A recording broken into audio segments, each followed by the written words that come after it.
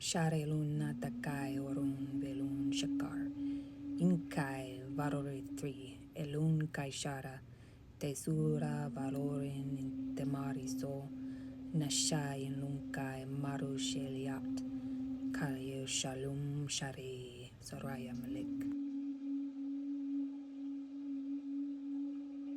Good day, collective. It's your girl Soraya coming to you with today's word. I have come to realize, y'all, that there are so many people that want the versions of us that they can control. The version of us that, that can be influenced. The version of us where they can get what they need and benefit from us without the reciprocity and support. And I'm starting to realize that a lot of us have been taught distorted programming, like where we've been taught to perform versus the quality of our presence. Sorry, y'all, a call came in. But yeah, like we are taught to focus on what we do, like, versus like how we actually show up, how we're being toward each other. Like I think one of my biggest frustrations in the past of past relationships is when a partner is like, I do this, and that, and we're in the same space. We're in the same physical space. But then that partner isn't loyal. They are not caring. They're not intimate. And I don't mean sexually. I just mean in terms of just sharing that closeness, even if it's a touch, even if it's a look, even if it's a small kiss, even if it's holding my face. And this is from a more feminine perspective. But like I know men probably feel the same way in terms of like have an alternative view of like what perform or like how they have to perform given society's expectations of men, and they take that and run to say, well, I got to provide for my family, I got to work a job, but when I get home I need to sleep, I need to relax, and I just don't have any more space left for my family, for my kids, for my wife, and she wants it, needs the emotional support, but I'm doing everything. And that's fair. That's a fair understanding. And that's why we really need to like re-examine our values and our perspectives and the types of lives and lifestyles we're living in, y'all. Like we should not be working so much that we perform for each other, but then we're not present for each other. And so some people might say, okay, what is present? How does being really appreciative and supportive mean?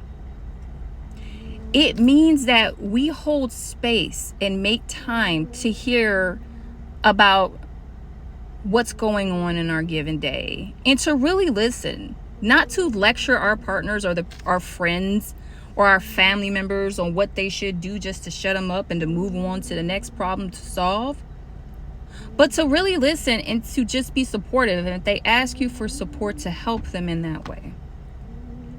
And that when we are in community with each other, whether it's at work or it's your friends or it's your family, that, just providing monetarily, parents talking to you, that's not enough. Your kids need you. They need your presence. They don't need you just to perform and provide.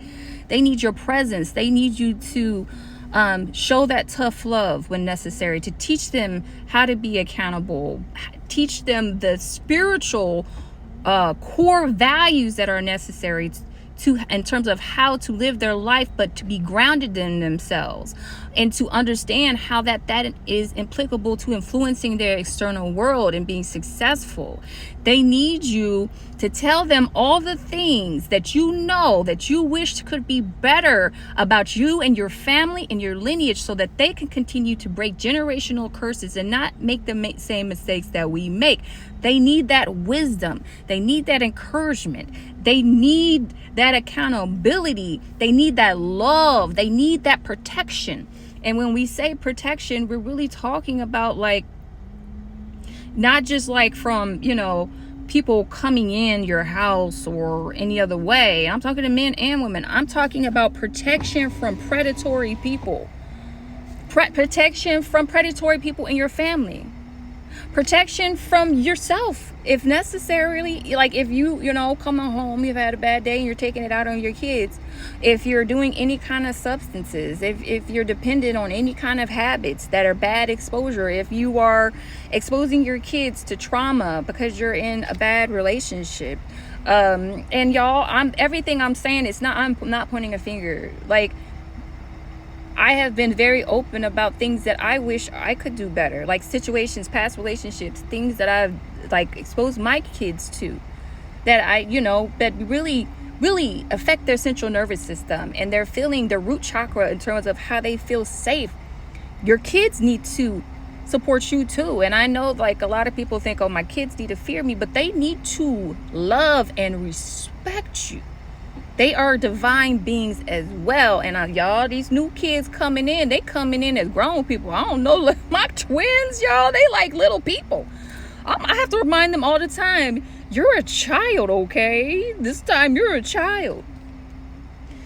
But also that if you're living in a community, you all have to work together to thrive together in the community. That means when mama is working hard, she shouldn't have to ask you to do a million things. Young people, a million times do it.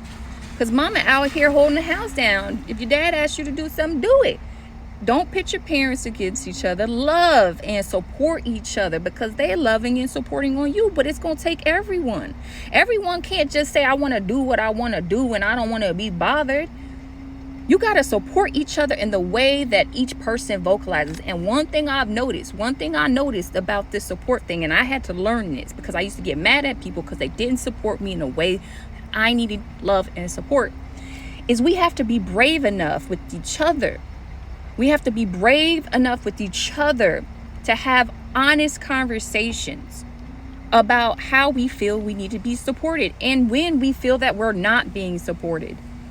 And we have to do it in a respectful way. We cannot go tell other people, gossip with friends, talk about each other. Bad blood builds up, bad energy builds up, friction occurs, and then it explodes, and then it comes out in the ugliest way imaginable. Maybe your kids are involved because kids talk too much, and then it just causes drama, division, strife in the family or friends or work.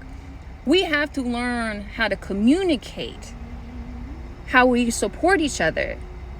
Because real love and support is I tell you how you can support me and love me, and that you listen to that, and then you tell me how I can support and love you, and you reciprocate it. That is what it is. It's an equal give and take, and however that exchange needs to take place. But it is not okay for us to continue to allow people to be close to us who continually looking for a benefit and using us, draining us of energy, taking us off track, thinking about their best interest or their other people that they actually care for best interest. So I'm going to wrap it up because life is life and everybody and their mama is calling me right now. Sometimes letting go of people is the most spiritual thing that you can do. If they're not really in your corner, if they're really not holding space for you, if they're really not supporting you and appreciating you when you have communicated well and you have been honest with them and you have been patient with them about how you need to support. Of course, I say that with the caveat that if they've asked you to do things and you haven't really showed up for them either, then now is the time to reevaluate on what you can do to make things better so that they can see that it's in fact reciprocal. Another thing is, if you haven't spoken up about why you're unhappy or not supported, you should probably do that, like immediately. because people can't read your minds, although some people can. All right, I love y'all. Anybody who's a regular subscriber, kisses. And for any new subscribers that stayed this long, join the fam and subscribe, follow. All right, y'all, have a wonderful day. Peace.